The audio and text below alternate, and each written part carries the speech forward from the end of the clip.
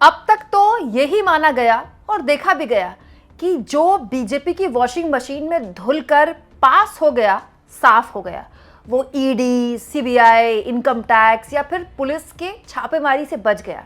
लेकिन अब इसकी भी कोई गारंटी नहीं दोस्तों कि आप एनडीए के साथ सरकार चलाएं तो भी स्थानीय पुलिस आपको बख्श दे। दोस्तों ये खबर दरअसल एक बहुत बड़ा अलार्म है चंद्रबाबू नायडू और नीतीश कुमार के लिए।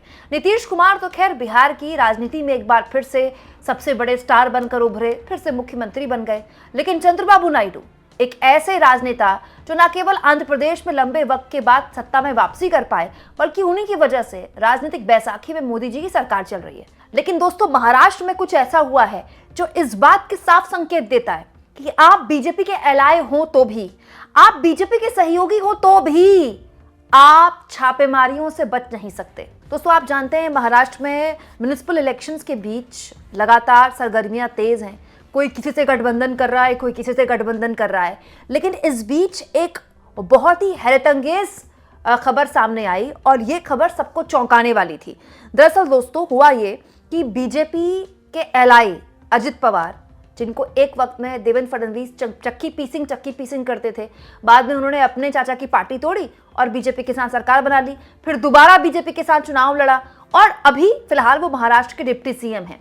लेकिन क्या आप जानते हैं कि अजित पवार की पार्टी के जो पॉलिटिकल एडवाइजर हैं या फिर उनकी पार्टी जिनसे पॉलिटिकल काउंसलिंग ले रही है, उनके दफ्तर में छापेमारी की गई है और बकायदा उसके बाद उस कंपनी ने ऑफिशियल स्टेटमेंट भी जारी किया है।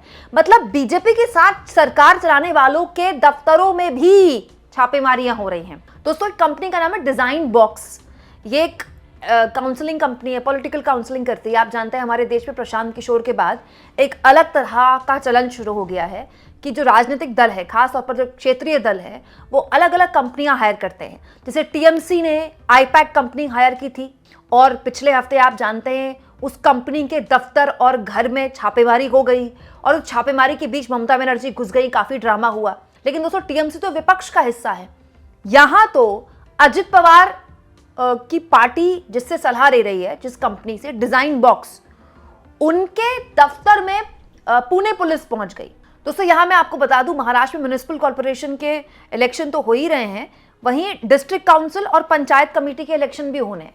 लेकिन उससे पहले अजित पवार की पार्टी जिस कंपनी से सलाह ले रही है, सलाह मशवरा ले रही है, उसके दफ्तर में छापेमारी हो जाना, पुणे पुलिस ने छापेमारी की है।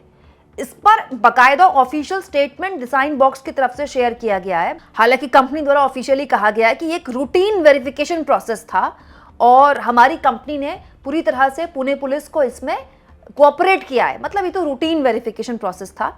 और यहाँ पर ये भी लिखा है कि डिजाइन बॉक्स जो है वो लगातार अपना इंटीग्रिटी के साथ काम करता रहा है और आगे भी करता रहेगा। मतलब कंपनी ने कह दिया कि एक रूटीन वेरिफिकेशन प्रोसेस। सोचिए पुणे पुलिस के पास यही काम रह गया है कि वो लोगों के घर घर जाकर, दफ्तरों में जाकर छापेमारी कर रही है। मतलब ऐसा तो है नहीं, आप भी कहीं ना कहीं रह रहे होंगे ना देश के किसी हिस्से में, हो सकता है महाराष्ट्र में ही रह रहे हो, आपके भी दफ्तरों में जाकर पुणे पुलिस पहुंच रही है क्या? उसी दफ्तर में पुणे पुलिस जा रही है जो डिजाइन बॉक्स का दफ्तर है। और डिजाइन बॉक्स वही कंपनी जो अजित पवार के पार्टी को सलाह मशवरा दे रही है इस वक्त जो इलेक्शन हो रहे हैं उसमें भी और वैसे भी। अब देखिए दोस्तों अजित पवार ये वही हैं जो अभी कुछ दिन पहले बीजेपी का मजाक उड़ा रहे थे कि जो उनका मजाक उड़ाते थे कि उनको जेल में डालेंगे, देखिए आज मैं उनके साथ सरकार चला रहा हूं। और आज उन्हीं अजित पवार के उस कंपनी के दफ्तर में छापेमारी हो गई जिस कंपनी से अजित पवार पॉलिटिकल सलाह मशवरा ले रहे हैं। वहीं दूसरी ओर टीएमसी का मैं आपको बता ही चुकी हूं, आप खुद जानते हैं कैसे आईपैक के दफ्तर में ईडी ने छापेमारी कर दी। ममता बनर्जी वहां छापेमारी के बीच में छापेमारी करने पहुंच गई, प्रतीक जैन का फोन उठाकर ले गई, फाइल्स उठाकर ले गई, मामला कोलकाता हाईकोर्ट तक पहुंच गया। जब वहां तक बात नहीं बनी तो उसके बाद मामला सुप्रीम कोर्ट तक पहुंच गया। ईडी सुप्रीम कोर्ट पहुंच गई, वो अलग बात है। लेकिन हाल के दिनों में आप देखिए सिलसिलेवार तरीके से जहां जहां चुनाव हुए हैं वहां वहां ईडी सक्रिय हुई है। ED, CBI, income tax. दोस्तों दैनिक भास्कर की खबर बताती है कि ये एक पैटर्न है, जहां जहां चुनाव वहां ईडी कैसे सक्रिय हुई है। केवल बंगाल नहीं, महाराष्ट्र, दिल्ली, झारखंड, बंगाल, तमिलनाडु, असम, केरल, पुडुचेरी, चुनाव से ठीक पहले यहां ईडी ने फाइलें खंगाली हैं।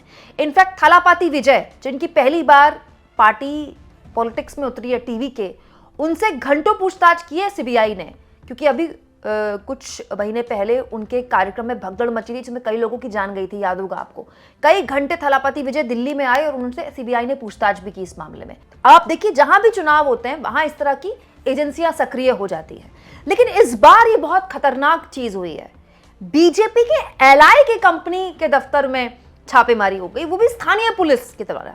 और स्थानीय पुलिस के द्वारा कोई कुछ बताया भी नहीं गया कि क्यों हुई है। और जिस कंपनी में छापेमारी हुई है वो डैमेज कंट्रोल करने के लिए बता रही है कि तो रूटीन वेरिफिकेशन है। तो साल में कितनी बार रूटीन वेरिफिकेशन होता है? पुणे पुलिस वहां कितनी बार जाती है? और चुनाव से पहले ही क्यों रूटीन वेरिफिकेशन हुआ? दोस्तों, अब तक ये विपक्ष के नेताओं के साथ हो रहा था, उन नेताओं के साथ हो रहा था, उन पार्टियों के साथ हो रहा था जिससे बीजेपी को या तो गठबंधन करना था या गठबंधन करने की सोच रही थी बीजेपी, या उनकी पार्टी तोड़ने की सोच रही थी। लेकिन ये तो एक कदम आगे चला गया मामला। ये पूरा का पूरा मामला भले ही स्थानीय लेवल पर आपको छोटा दिख रहा हो, लेकिन एक्चुअली में ये चंद्रबाबू नायडू और नीतीश कुमार जैसे उन सहयोगियों के लिए एक सबक है जो ये सोचते हैं कि वो कुछ सांसदों के द्वारा किसी भी सरकार पर या मोदी सरकार पर दबाव बना सकते हैं। और वैसे ऐसा करने वाली मोदी सरकार पहली सरकार नहीं है। पूर्व में डॉक्टर मनमोहन सिंह के दौरान सीबीआई का भी ऐसा इस्तेमाल होता था, लेकिन इस तरह से नहीं होता था कि जहां चुनाव के ऐलान की बात है वहां ईडी सक्रिय हो जाए। मतलब अब तो ईडी इस तरह से काम करने लगी है जैसे पूर्व में कभी भी नहीं की थी। ईडी का तो कोई इतना नाम भी नहीं जानता था। सीबीआई को के लिए भले उस वक्त सुप्रीम कोर्ट ने बोला था कि वो एक तोते की तरह काम कर रही है, लेकिन दोस्तों ईडी तो बहुत आगे बढ़ गई है इससे। और ये खतरनाक इसीलिए है क्योंकि अब एलाइज को भी नहीं छोड़ा जा रहा है। हाल के दिनों में दोस्तों अजित पवार और शरद पवार के बीच करीबियां भी बहुत बड़ी हैं। दोस्तों, महाराष्ट्र की राजनीति को समझने वाले लोग ये भी कहते हैं कि अजित पवार और शरद पवार को करीब लाने में अडानी का बहुत बड़ा योगदान है। अडानी, जिनके लिए सुप्रिया सुले अजित पवार की बेटी कह चुकी हैं कि उनसे उनका मतलब पारिवारिक 20 साल पुराना रिश्ता है, और अडानी जो हैं गौतम अडानी, वो उनके बड़े भाई जैसे हैं, वो तो उनको डांट भी सकते हैं। और सब जानते हैं कि अजित पवार और शरद पवार का कॉन्टैक्ट कभी नहीं टूटा। उनके बीच में कभी इस तरह के रिश्ते नहीं रहे कि बातचीत बंद हो। जैसे उद्धव ठाकरे और एकनाथ शिंदे के रिश्ते बिल्कुल बंद है, बिल्कुल बातचीत बंद है, खत्म रिश्ते हैं, ऐसा नहीं है। दोनों पारिवारिक रिश्तों के नाम पर मिलते रहते हैं, बात करते रहते हैं। तो क्या ऐसी कोई सुगबुगाहट है? इसीलिए अजित पवार जिस कंपनी से सलाह ले रहे हैं पॉलिटिकली, जो उनके पूरा पॉलिटिकल एनालिस्ट का काम देख रही है, उनके यहाँ छापेमारी इसलिए हुई, या फिर ये एक संकेत है अपने उन तमाम राजनीतिक बैसाखियों को बीजेपी का कि अंत में बचेगा कोई नहीं। देखिए, बहुत से लोग ये कहते हैं कि चंद्रबाबू नायडू बहुत बड़े बार्गेनर है। बिल्कुल सही बात है। मैंने तो जब ये सरकार 1.5 साल पहले बनी थी तभी बोल दिया था कि चंद्रबाबू नायडू अब इतनी बार दिल्ली आएंगे, हर महीने दिल्ली आएंगे वो, कि चंद्रबाबू नायडू के लिए एक अलग से बीट बनानी पड़ेगी। और आप देखिए हो भी रहा है। अभी चंद्रबाबू नायडू कुछ वक्त पहले अमित शाह के घर जाकर मुलाकात करने आए थे। वहाँ पर उन्होंने खूब सारी बातें की थी अमित शाह से। उन्होंने बताया था कि किस तरह से टैरिफ का कितना नुकसान, जो अमेरिका ने टैरिफ लगाया है उस पर श्रिम्स कारोबारी कितने नुकसान में हैं। बजट को लेकर भी अमित शाह के आगे चंद्रबाबू नायडू ने काफ़ी डिमांड रखी थी। इसके अलावा उनकी जो आंध्र प्रदेश की नई राजधानी अमरावती बन रही है उसके लिए फंड्स की बात की थी। चंद्रबाबू नायडू ने यह तक कह दिया था कि जी राम जी, जो मनरेगा खत्म करके जी राम जी कानून सरकार लेकर आई है, उसके लिए हमारे पास पैसा नहीं है, हमको पैसा दीजिए। लेकिन दोस्तों, ये जो बार्गेनिंग होती है ना, ये दोनों तरफ से होती है। जो सहयोगी दल होते हैं वो अपनी सीटों के नाम पर बार्गेनिंग करते हैं, तो जो सत्ता में होता है वो अपनी ताकत के बूते बार्गेनिंग करता है।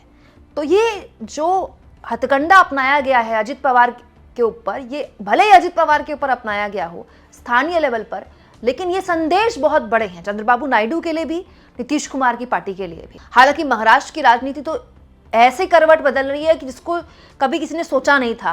महाराष्ट्र में एक जगह हैरतअंगेज खबर तब देखने को मिली जब कांग्रेस पार्टी के 12 पार्षद बीजेपी के साथ उन्होंने सरकार बना ली ताकि एकनाथ शिंदे सरकार ना बना पाए, और उसके बाद कांग्रेस पार्टी ने उन 12 के 12 पार्षदों को बाहर निकाल दिया और वो सब बीजेपी में शामिल हो गए। वो बीजेपी जो ओवैसी को पानी पी पी कर बातें सुनाती है, उनकी राजनीति के खूब विरोध करती है, उस ओवैसी के 5 पार्षदों के साथ बीजेपी ने वहां सरकार बना ली स्थानीय लेवल पर। मतलब आप सोचिए, बीजेपी ने सारी मर्यादाएं लांघ दी हैं वहां। महाराष्ट्र में तो जो कुछ भी हो रहा है वो अजीबोगरीब स्थिति में है। देखिए ना, चुनाव के लिए ठाकरे बंधु एक हो गए। लेकिन ये खबर अपने आप में बहुत छोटी खबर भले ही आपको लगे, लेकिन इसके दूरगामी संकेत आप देखिए भविष्य की राजनीति की ओर जाते हैं। आप इस मुद्दे पर क्या सोचते हैं दोस्तों? अब बीजेपी की वॉशिंग मशीन में धुलने वाले लोग भी किसी तरह से 100% सिक्योर नहीं है? कमेंट बॉक्स में जरूर लिखें। और जितना हो सके चैनल को शेयर भी करें, सब्सक्राइब भी करें और थैंक्स और ज्वाइन के ऑप्शन से अगर आप चाहें दोस्तों तो कुछ आर्थिक मदद भी चैनल की ज़रूर करें।